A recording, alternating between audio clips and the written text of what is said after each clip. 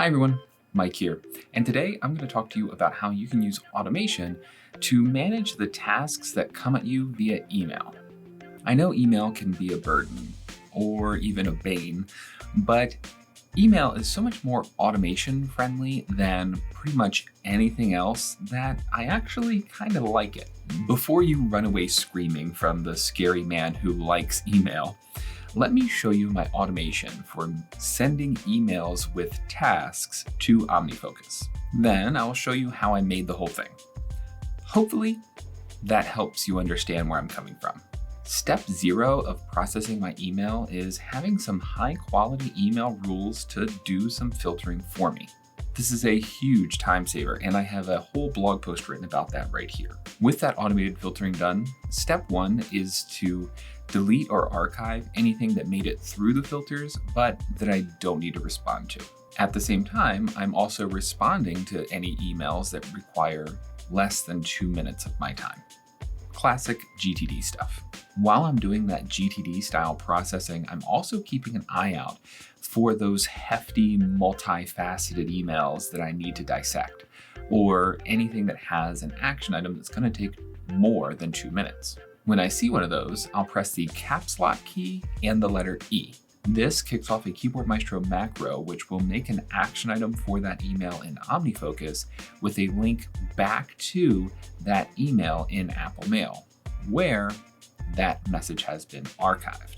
Now I can do all of the OmniFocus things I want to that message while still having a persistent link back to the actual email in Apple Mail. Sometimes, after digging deeper into an email that I've sent to OmniFocus, I'll realize that the task that's described in that email is actually a project. And in that case, I'll press the caps lock and E key again. This same keyboard shortcut, but used in a different application, will set off a different Keyboard Maestro macro. This time, the action item in OmniFocus will get converted to a project, then have 3 standard action items assigned to that project, and give each one of those tasks the same link back to the original message. This might seem like overkill, but you're probably already doing something like this in your head, or at least I was. It has been so much easier to externalize and automate this process. Hopefully, you can see the benefit of a similar system.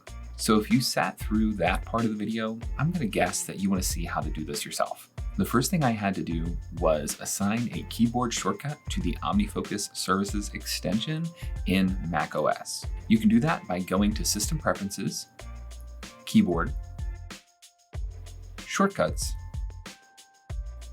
Services, then scrolling down to OmniFocus 3 Send to Inbox. Click on the word None to the right and type your keyboard shortcut. As you can see, I chose Shift-Command-O for OmniFocus. With that in place, let's go to Keyboard Maestro. I have a macro group for Apple Mail, which means that all of these macros will only run in Mail. Inside of that, I have a macro called Move Email to OmniFocus. This is version 2.1. This macro is pretty simple. It triggers the service we just made, prefixes the action item, adds an email tag, and sends the action item to OmniFocus and the email message to the archive. In my OmniFocus macro group, I have an email project version 1.2 macro. This one is ugly and has a ton of UI scripting in it, but it works for me.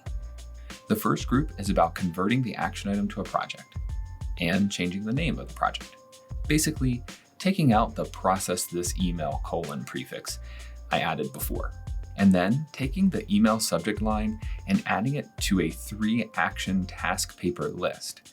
You can see that this task paper list has some standard tags, time estimates, and due dates already assigned. I found it better to have those already in and then modify them as necessary rather than to do it from scratch each time.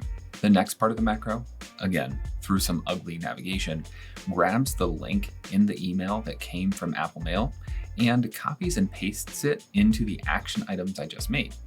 And the final group adds a waiting tag to the action item about waiting for a response, and then switches this project to a linear one.